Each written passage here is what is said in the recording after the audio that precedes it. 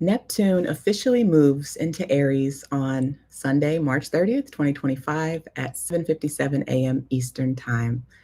The last time Neptune entered Aries, it was April 13th, 1861, and the day before at 4:30 a.m., Confederate troops fired on Fort Sumter in Charleston Harbor, South Carolina. Less than 34 hours later, Union forces surrendered.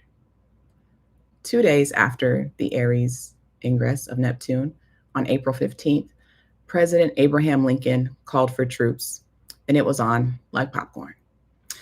Now, I'm not here to say that history repeats itself line for line, but I am saying that when Neptune changes signs, especially into something as fiery as Aries, we feel it deep in our bones.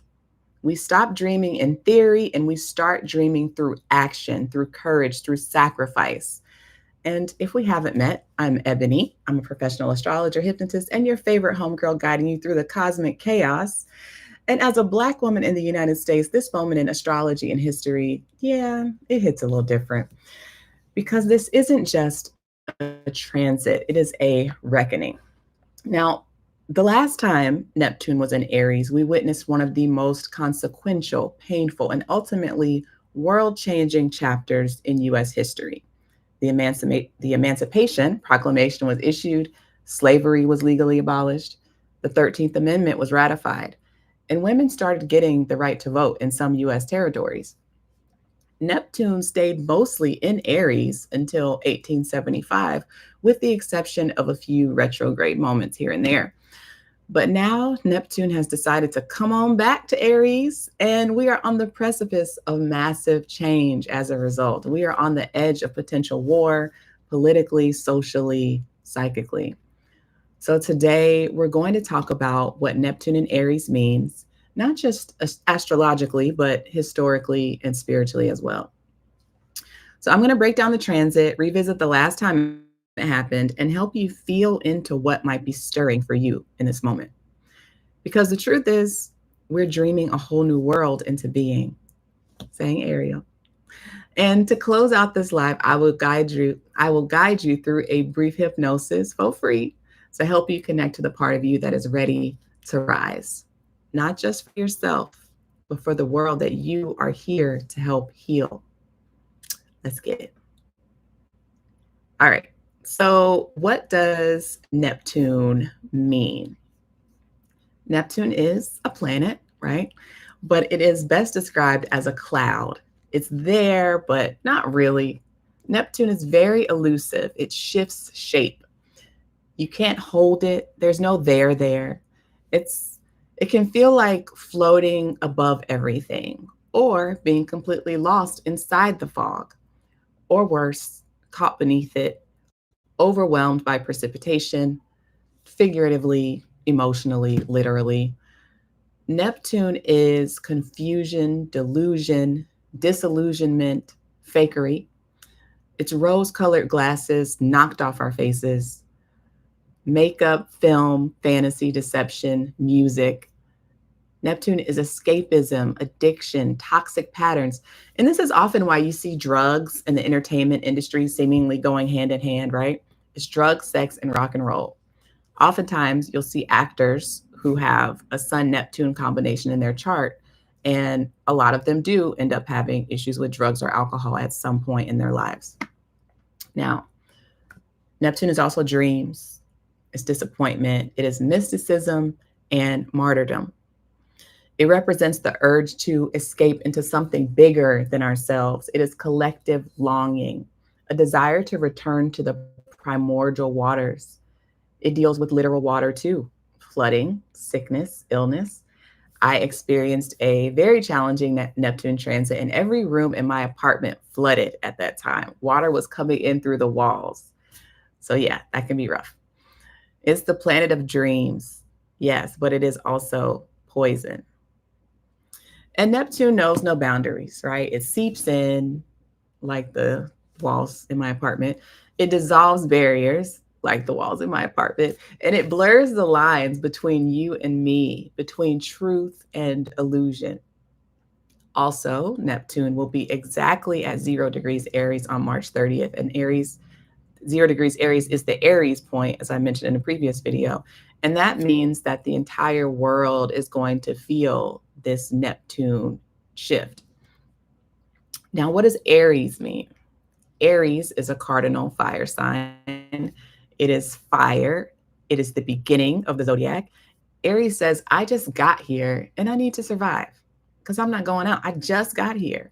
It's initiating, it's urgent, it moves fast, it's impulsive, it acts without hesitation. Aries is ego, it's leadership, it's courage. It is the raw survival instinct, and it's associated with Mars. So that's where we get that survival instinct, that intensity, that heat, that need to act right now. So Aries can be impatient and rash and violent. It can be brave, athletic, and unapologetic, sexy, spicy, sweaty. Like a lot of times you'll see Aries people don't like to wear a lot of clothes because they get hot. But it's the soldier, the butcher, the baker, the person who's on the front line. That could also include salespeople who are cold calling. A quick sidebar. I'm convinced that half those guys on TikTok who cook shirtless and are like slapping raw meat, I think a lot of them have Aries or Mars stuff in their chart because they live for fire, the sensation, the impact. But again, it's about the need to act right now. And now, when you put dreamy, boundaryless Neptune into the sign of action and fire, things get wild, okay? So this is collective dreaming and spiritual rebellion. This is mysticism becoming the identity, because Aries also is very much about identity and owning who you are. Neptune in Aries is about taking a stand for your spiritual beliefs. It's delusional courage, intuitive bravery, dangerous ideologies, massive floods and pandemics, poisoning, lies, deception, hypersensitivity, and sickness. It's compassionate activism. And we get fantastical visions, spiritual warfare, fighting for a more just world, a rise in spiritual entrepreneurship, addiction cycles, mental health crises, a need for collective healing, and it's also a chance to dream up something new. Now, quick reminder, as I said at the top of the video, Aries first dipped into Aries most recently on April 13th, 1861. And that's when the Civil War began, around that time. Now, also during that whole era of Neptune and Aries from 1861 to 1875, we saw, as I said, the Emancipation Proclamation, the end of legal slavery in the US, Indonesia, and Portugal's territories as well. Interestingly enough, Portugal had already abolished slavery on the Portuguese mainland about 100 years before that. But they were like, oh, slavery's cool as long as we don't have to see it or be around it. So they kept it going in Africa and Brazil, right? But in the 1860s, they did end it in those places as well, at least formally. Continuing on with the Neptune and Aries era, we saw the founding of several HBCUs like Howard, Talladega, St. Augustine's College, and there's one, Johnson C. Smith. I was forgetting them. Can't forget y'all. They're in my home state. Explosion of spiritual and revolutionary literature was a big thing in the Neptune and Aries era. We get Les Mis by Victor Hugo. That was a revolutionary text. Anti-pollution laws are coming out. Pandemics, smallpox was huge during the Neptune and Aries era. Medical breakthrough. So just referencing those pandemics real quick, smallpox was a thing. They vaccinated it. They found a vaccination for it, and it was kind of mandatory, right? And I think that may circle back around with some of these other things that we're experiencing. Hey, measles. Neptune in Aries is also the rise of humanitarian causes. The ASPCA is founded, so they're taking care of the animals. I guess they're like, well, we freed the slaves, so now we can care about the animals too, because slaves were kind of thought of as animals. So I don't know. Women were voting in the Western territories, like Utah, I believe. Major transportation and communication breakthroughs. So we get the Transcontinental Railroad, telegraphs connecting places like the US from coast to coast. Suez canals built. The London Underground is established. So that's what we call the metro in some places, or the subway. Students, revolutionaries. There's lots of failed uprisings, but also other uprisings that did work. exile, messianic figures. It was messy. It was mythic. It was an era of massive cultural rupture and spiritual redefinition. And if you're a history nerd like me and you want all the juicy, sordid details and the mess, I wrote a blog post that goes into more of these major historical Neptune and Aries moments. And I already linked it in the description below, so you can go check that out. So what can we expect, right, in the next, however many years until 2030 something? I said earlier. Neptune in Aries is about spiritual urgency, the dream becoming a fight. It's about illusion meeting reality, no longer waiting to be rescued, but doing the rescuing. Modern reflections could include rise of spiritual leaders, cults, or movements. I think we're already there. Religious freedom struggles, spiritual bypassing and spiritual revolution, spiritual entrepreneurship. I mean, there's a spiritual person popping up in business every day, it seems. Technological innovation in visual realms, so like AI art, virtual reality, surveillance, just going further into that. Even more connection, which I think may surprise us a little bit, but we are going to be pushing more towards being a collective. Visionary activism, escapism through not wellness, that was my little accent coming through. Health crises tied to toxins, addiction, and overwork. I feel like everyone I know is saying they're burnt out. So let's, try to take care of each other during this time. Health and body theme. So Neptune rules the immune and lymphatic systems. So with Aries involved, we may see burnout, fatigue, anxiety, OCD, autoimmune disorders, psychosis, hallucinations, again, spikes in addiction, could be due to alcohol, drugs, tech. I mean, anything can be addictive, right? Pick your poison literally, like Neptune. Unclear diagnoses also are a hallmark of Neptune illnesses because, again, Neptune, there's no there. You can't really see it. It's very elusive and deceptive. So that's true for medical diagnoses related to Neptune as well. Some supportive practices. So this is, I think, definitely important to highlight as we move into this moment. What can we do to take care of ourselves during this shift? I would say grounding and embodiment. So like exercising and walking. And just to be clear, I'm not a doctor. I'm not a licensed therapist. I'm not licensed in anything technically related to the health in the human body. So always run everything by your doctor or your healthcare professional.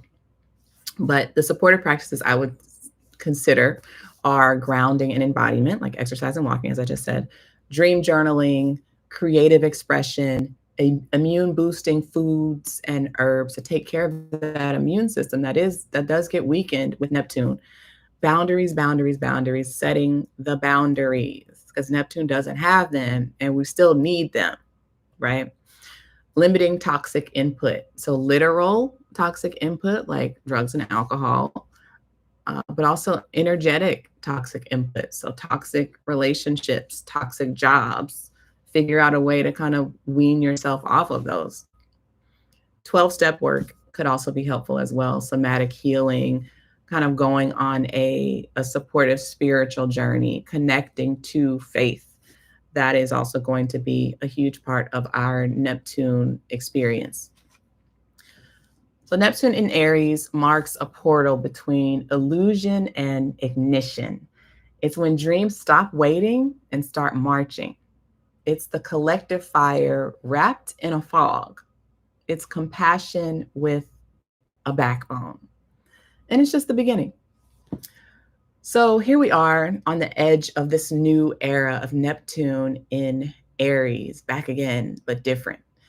And last time this happened, the world did not keep calm and carry on. Empires fell, slavery was abolished, spiritual uprisings, opioid addiction, revolutionary novels, and oh yeah, about maybe 30,000 people were executed in Paris.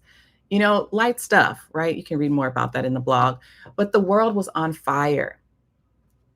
It was. But here's the thing. We are the ones holding the match now. As long as you keep your head to the sky, we can win. Shout out to Sounds of Blackness. Neptune in Aries is saying, if you're going to dream, make it loud, make it risky, make it count. It's not about floating away in a lavender bath with a manifestation journal, although, I mean, we love that. But it's about acting on your deepest vision, even if your voice shakes, as mine cracked earlier in this live, or even if your makeup isn't right, even if you're not fully together, just do the thing. Authenticity, just do it. We're going to be in this energy until March 2039, when Neptune is officially done with Aries, at least for another 150 years or so anyway. So this is a once in a lifetime transit, unless you're a vampire or you're doing the cryogenic chamber thing. But honestly, I've always wondered, okay, so if you do the cryogenic chamber, who's going to come and get you out? Answer in the comments if you have ideas. But anyway, let's get back on track, Ebony. So ask yourself, what illusions are you ready to burn? And what kind of future are you brave enough to believe in? Because you're not just here to survive this era, you are here to shape it. And to help you anchor into that clarity, into that quiet, bold knowing, we're going to do a little hypnosis together. Nothing too crazy. I'm not going to make you cluck like a chicken. You can feel free to sign off right now if you don't feel comfortable with it. Close out the video. But if you stick around, just breathe and close your eyes and meet the part of you that's ready to rise, right? And just as a safety reminder, if you are driving, you're cooking, you're walking, or doing childcare, or anything that requires your full attention, go ahead and pause right here, right? You can come back to it because I'm going to post this recording. And this is a gentle hypnosis, but it can bring up emotions and it will drop you into a very relaxed state. So come back to it when you're in a safer, quieter space where you can close your eyes and be fully present. Now, all right, so let's just take a minute to breathe. Go ahead and get comfortable. Let your body rest however feels good, whether you are seated or lying down, closing your eyes if that feels safe for you, and taking a slow, deep breath in through your nose and out through your mouth. Again, in through your nose and out through your mouth. With every breath, feeling yourself softening, letting your shoulders drop, letting your jaw unclench, letting the tension slide down your spine and out the soles of your feet. You are safe. You are supported. You are exactly where you need to be. Feeling the weight of your body being held by the surface beneath you. No effort, no expectations, just being, just breathing. Any sounds around you, just let them fade into the background. They don't need your attention right now.